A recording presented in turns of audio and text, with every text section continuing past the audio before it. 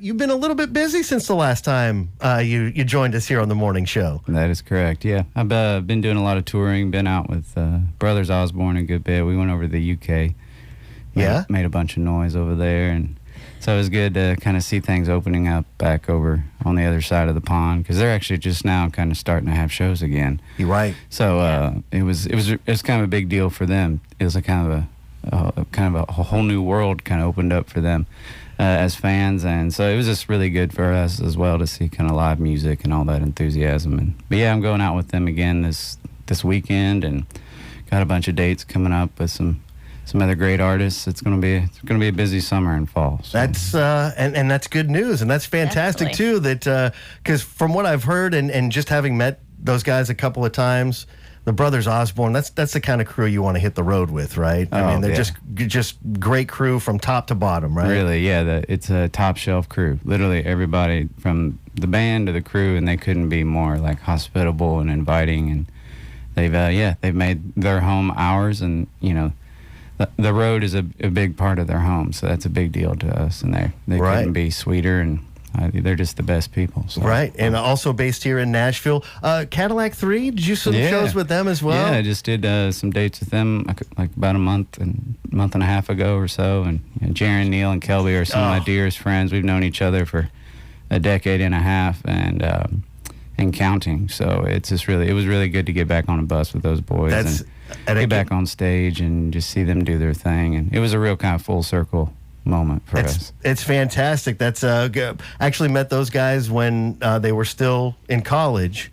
I remember when they were Bang Bang Bang and then American Bang and the different iterations, but it's so great to see them doing well. And you as well, Stephen. It's so great to see folks catch it on, and it's a beautiful thing, man. It's great to have you back here in studio again. Stephen Wilson Jr. joining us, and he's going to be headlining our Nashville Sunday night this Sunday. thirdandlindsley.com is where you can find the tickets, or stay tuned because we will give you a chance to win a pair of tickets. And of course, if you are maybe streaming us via volume.com or lightning100.com or on the free app and you can't make it to the club, we will broadcast the show, as we always do, Sunday night beginning at 8 p.m. So we got everything set up and sounding so amazing just in sound check. So I know you're going to bring it, Stephen. That's a bad sign. No, man. It's going to be great. I know it is. So we're actually going to play a recorded version of a song, which we'll do that coming up in just a little bit. We'll play Holler from the Holler.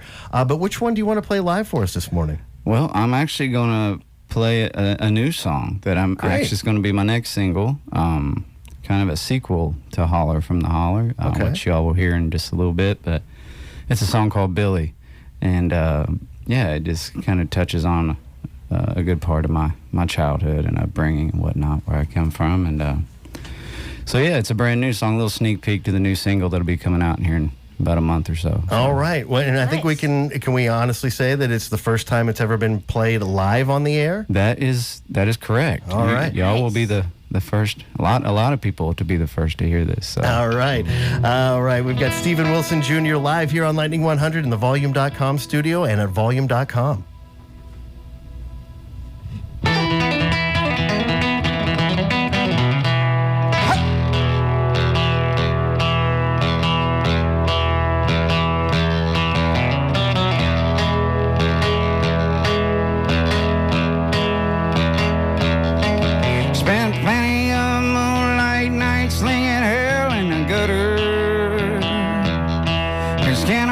With one hand, clean a bluegill with the other.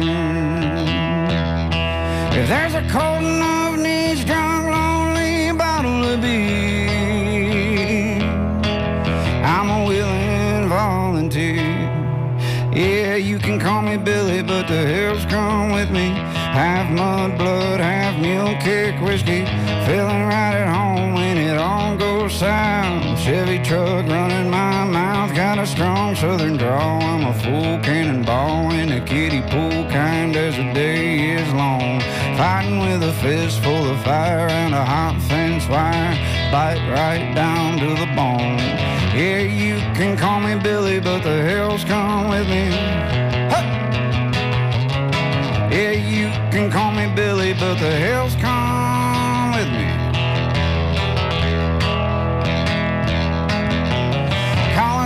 cast iron cornbread pig on a griddle. Out in the back is a soundtrack stacked with a fiddle,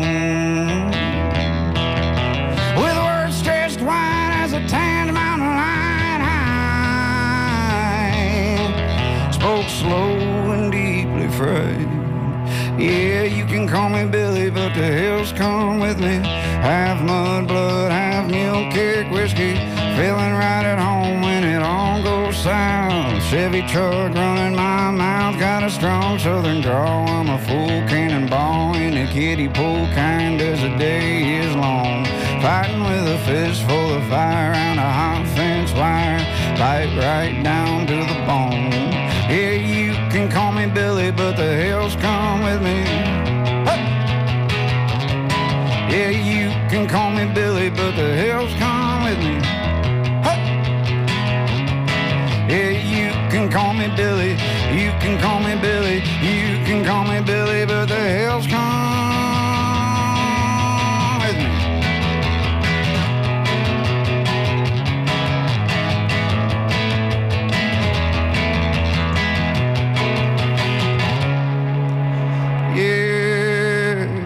Call me Billy, but the hills come with me. Yeah, you can call me Billy, but the hills come with me. Yeah, you can call me Billy, but the hills come with me. Half mud, blood, half mule kick whiskey. Feeling right at home when it all goes south. Chevy truck running my mouth. Got a strong southern drawl. I'm a full cannonball in the kiddie pool kind as the day is long. Fighting with a fistful of fire and a hot fence wire. Bite right down to the bone. Yeah, you can call me Billy, but the hills come with me. Hey! Yeah, you can call me Billy, but the hills come with me. Hey!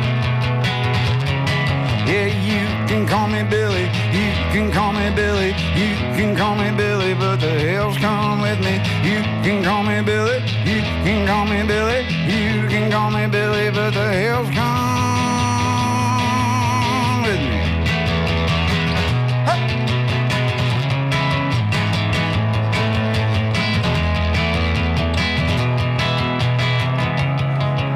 Yeah, you can call me Billy, but the hills come with me. Yeah, you can call me Billy, but the hills come with me. Hey!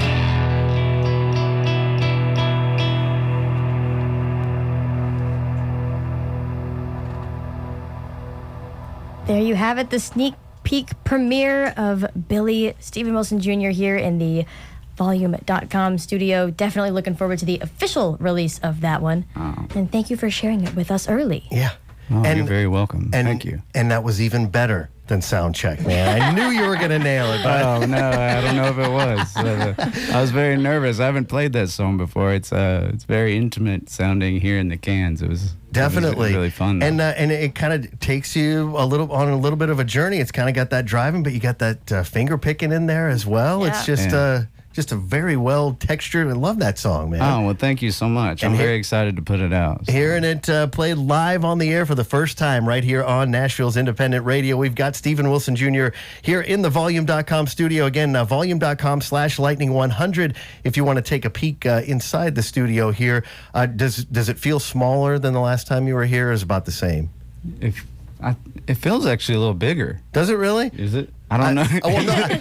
I'm asking because Amos Lee actually joined Lieutenant Dan yesterday, and he was like, yeah, it's nice to be back, and it feels smaller for some reason. So now I'm just thinking, well, maybe I should ask the artists as they come in. But I guess we could say tiny but mighty. Yeah, in it the is. Volume.com studio. But it's so great to have Stephen Wilson Jr. back. Again, he's going to be headlining Nashville Sunday night coming up this Sunday out at 3rd and Lindsley. Alyssa Bonagura going to be opening up. Do you know Alyssa? Have you done shows with Alyssa or written songs with her before? Or? Yes, we've done just like various events and stuff like that together. I think we played some writers rounds and stuff and played festivals and whatnot. And we have a lot of mutual friends, and yeah, I'm a fan of her music, and she seems to like mine, so it just made a lot of sense. So. Yeah, and I know last time that you were here on the show, you mentioned a little bit about your journey to where you are now in your musical career, all the way from you were at Autovon. For those of you listening that remember Autovon, which was an amazing local band, and then you kind of decided to focus on the songwriting part. And speaking of Brothers Osborne, who you did some shows with, you've actually written with them and had songs recorded by Brothers Osborne. Caitlin Smith, who lives here in town as well. Are you still doing that? I mean, I know you're playing shows again, but is that something that you do on the regular? Are you always writing songs, like regardless if you're on the road, if you're at home, or is it something that you just kind of, it has to be one of those, I feel the inspiration, so I'm going to write this song? What is kind of your process when it comes to songwriting? It's a little bit of all of it, I think. But yeah, I write a lot. I try to keep myself pretty busy writing, whether I'm on the road or with other people or by myself. A lot of it's, it's got to be inspired for me. I just, I go around and look for a lot of inspiration. I dig around in the world looking for it. If I can't find it, I'm kind of addicted to it. So it's kind of a drug for me, is looking for ideas. And so I don't just sit around and kind of wait for them to fly by. I go out and look for them. As Harlan Howard said once, he goes and checks his traps. Right. And I have some traps around town that have been fruitful for me, and I just frequent them and make sure, I stay active. And then the ideas, sometimes passively make their way, and they're just kind of gifts. I just call them gifts. If I didn't have to really actively work for it, they just kind of fly by and they just land in your lap and consider it a gift. But sometimes, you got to go dig for them. And I just keep myself busy, and I love writing with other artists too. It's such a blessing to see them bring an idea that I had any part of to life, and have it make the record, see their fans sing it. That's something that's incredibly, invaluable and exciting for me still. So I love being part of that process. Okay, yeah, that's and as when you say you're always looking for inspiration. As the more and more you do that, do you find that you are inspired more often, or is it a certain kind of experience that kind of triggers that for you? Yeah, I find if you're looking for it, you'll tend to find it. Just like trouble. If you're looking for trouble, you'll probably find it. Which I think all three of us we found enough in our life at this point, right? Now we're looking for that inspiration, and of course, definitely rather find inspiration than trouble. Yeah. And of course, the great music that we get from artists like Steven Wilson Jr. Again, joining us here in the studio. We're going to give you a chance to win tickets to the Nashville Sunday Night coming up at 3rd and Lindsley this Sunday. Again, Alyssa Bonagura at 8. Followed by Steven Wilson Jr. at 9. Wait for that cue to call. We're going to give it to you here in just a minute. But as we kind of wrap this studio visit up, and we hope to have you back. You're welcome to come back anytime. And say when. So glad that you've made your way back here this morning. But as we kind of set up this song, which is your latest single, Holler from the Holler. Yeah. Can you tell us a little bit about the inspiration, like where this song came from? Yeah, for sure. Well, I wrote it with a guy named Craig Wiseman, who's a very successful songwriter in town, and he's been calling me Holler from the Holler for years. It was like a nickname. I live in a holler out here in Tennessee, and I like to holler a lot when I play shows, even though I'm kind of a quieter person. When he came to one of my shows, and he was like, "Man, you holler a lot." He's like, I like it when you holler, and you're really quiet, but now I saw a lot of hollering. And then he just started calling me Holler from the Holler. And it was just like a nickname, and I just ran around wearing it. He'd just call me that every time we'd write, and then we were writing on Zoom about a year and a half or so, and he was like, "Dude, we can't just put that on a T-shirt. We need to put that maybe put that in a song or something." And I had a record label person ask me where the pain came from in my voice. She's like, "I detect pain in your voice. Where does that come from?" And I was like, "Oh, that's a heavy question. I know. I'm gonna have to get back to you on that answer." And it's got a anyway, and so I started thinking about it, and Craig brought that up a couple days after that question, and I was like, well, maybe this is like a way to kind of answer that question without getting super direct. And I had a pretty tumultuous childhood, a lot of crazy things, as one might see in kind of in southern Indiana, in a lower classes, community. I don't want to get into the nitty gritty of the details, but I saw a lot of crazy abuse and stuff against my mom from stepdads, and I was kind of a quiet, inverted kid from that. And that song was like, I think everybody has that well within them, kind of that they pull from, whether it's pain or whatever emotional well that is. And right.